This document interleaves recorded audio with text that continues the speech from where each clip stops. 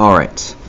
Now that you struggled with the first part of 8-1, we're going to do something similar, but we're going to put it all together. We're going to add up everything. It's called summation notation. We're on page 412.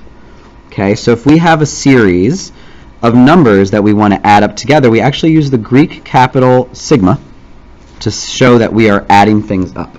Okay, that is the Greek capital sigma. And here's how it works.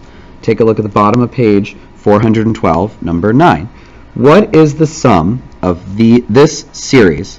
5 plus 10 plus 15 plus ... plus 100, right? So we're getting that we could count. We're counting by 5s, but we want to add up every multiple of 5. 5 plus 10 plus 15 plus 20 plus 25, right? But we don't want to actually type that all into our calculator, or if we're not using a calculator, we don't want to actually write it all out and make sure that we're adding correctly. So what we can do is we can put it into summation notation. So we're looking for the sum, okay? So when we're looking for the sum, that's sigma. All right. Now we need to come up with a rule. So we got to do what we practiced and struggled with in the previous video, which is think of something that works where the first term, when we plug in 1, we get 5. When we plug in 2, we get 10. When we plug in 3, we get 15, right? ...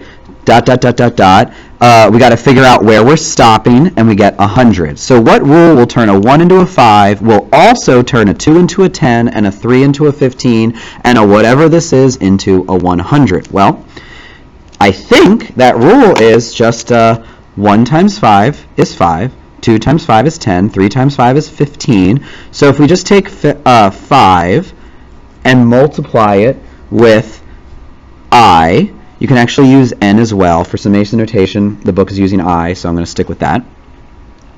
So if I is our counting number, we're going to start when I is 1, and then, well, so what times 5 gets us 100? Well, 20 times 5. So we're going to start at 1, and we're going to end at 20.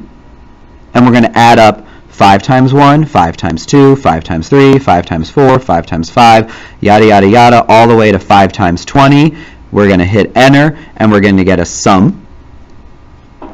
All right.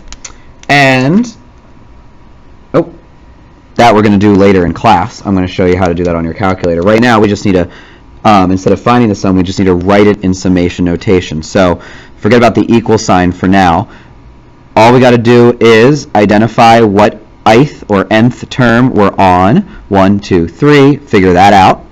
How do we convert? What's the rule to go from a 1 to a 5, a 2 to a 10, a 3 to a 15? Here's the rule. Where do we start? Where do we end? Okay? Start. What number do we end on? And finally, rule. Okay? Let's try it with number 10. Okay. Oh, yay, fractions. I'm glad I'm doing this one with you. So they give us this infinite series. It's infinite because it does not end. Infinite series.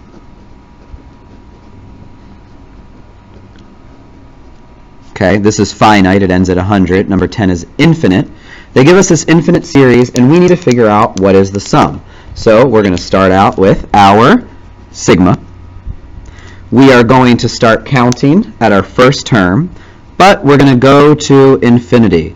By the way, I am okay if you don't identify this. The book will always say I equals or n equals or k equals, but in upper level math you usually just put this number you start in here, and then where you're ending at infinity, so we put the infinity symbol up here. And now we need a rule that turns a 1 into a 1/2, a 2 into a 4/5, a 3 into a 9 over 10, and a 4 into a 16 over 17. And this seems like a really, really laborious task. So first off, I told you early in the year, and I repeated it, fractions are two numbers. So let's start with a rule for just the top.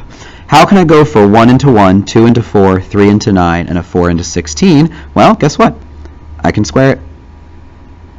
All right, now how am I going to turn a 1 into a 2? a 2 into a 5, a 3 into a 10, a 4 into a 16. Well, wait a second. 2 is just 1 more than 1. 5 is 1 more than 4. 10 is 1 more than 9. 17 is just 1 more than 16. So what if I just take the numerator and add 1? So 1 squared is 1, plus 1 is 2.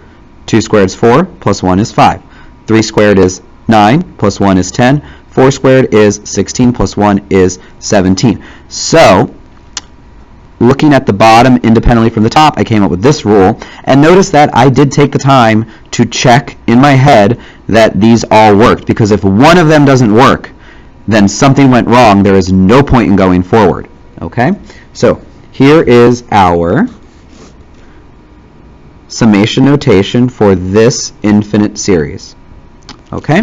So, again, just like in part 2, you're going to have to struggle a little bit. You can check your answers in the back of the book. I want you to do numbers 11 and 12. All right? You need to think, well, very creatively about how to get these patterns, and we'll talk about it tomorrow. Plus, I will show you how to use the calculator to find the sums. Okay?